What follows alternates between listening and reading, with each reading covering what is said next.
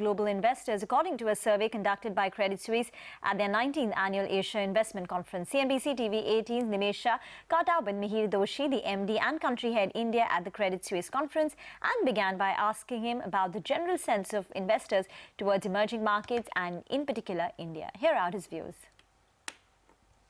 On day one, we had a survey of all the investors who attended the first session. Okay.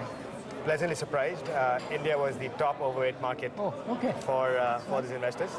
Approximately 20% of them were overweight, which is optimistic, but also therefore means a need to deliver. The sense that I got from the conference over the last 4 days was the EM seems to be in a sweet spot. India is also in a sweet spot at this point in time. Yes. The Fed is dovish. The China data seems to be stabilizing. How long this sweet spot can continue? So I think not in my hands, not in our hands either in India. You're right, you raised two interesting points, which is again be the big theme of the conference. One is China, and are the numbers for real? Is it really, or are they going to continue, or will it continue to slide? And that's a big fear. If China does continue to struggle and goes more towards slides further down their growth, I think it will have some impact on India, right?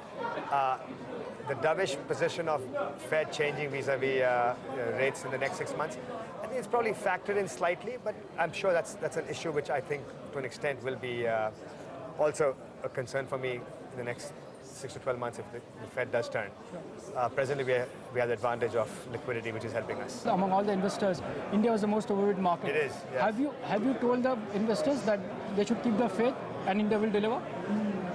Big believer in keeping the faith. Big believer. Absolutely. I genuinely say it's not because I'm at a conference, not because I'm India-based. Sure. I think if you look at our growth, right, just even if the growth slows down, say for argument's sake, for whatever reason, because of China or because of other reasons, even sub-7, clearly it's one of the brightest spots in the world, yes. A. B, the 1.2 billion people, the consumer is a big play for India. Like you mentioned earlier, it's all about the domestic consumer. Yes.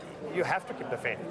Like I said earlier, the government delivers, it's a bonus. It's a bonus. But what to your mind could be the key risk for India in the next 12 to 18 months?